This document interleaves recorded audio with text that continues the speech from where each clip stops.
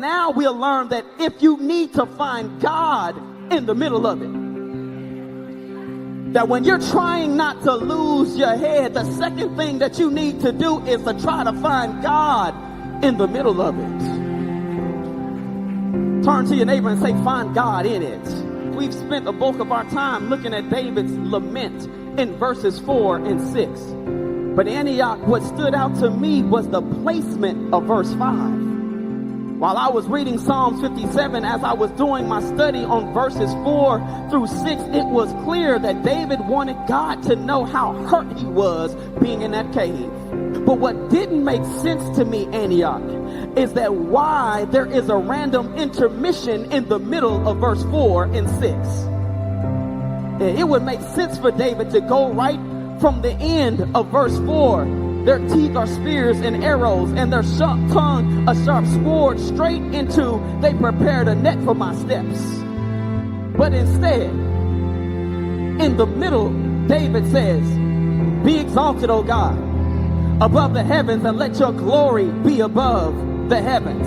That doesn't make any sense to me. And I thought to myself, Eric, it's easy to put God at the beginning and the end. But what's hard is to have the spiritual maturity to find God in the middle of it. To go ahead and give God a doxology when I'm down and my soul is downtrodden. And to be sure, the God that David is finding in the middle of his predicament is the God of the merciful God in verse 1. It's the God of justice that's found at the conclusion of verse 6. And it's the high and lifted up God that he wants in verse 5. And the reassurance is this, Antioch, God's got it.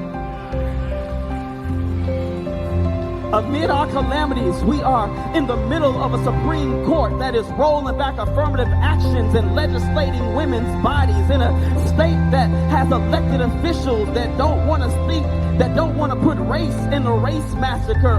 When we live in a city whose mayor is happy that a judge denied descendants of the race massacre an opportunity for restitution, in the middle of our calamities, when our enemies and our foes have teeth like spears and arrows and their tongues are a sharp sword, even when they dig a pit for us, our doxology is this: God's got it.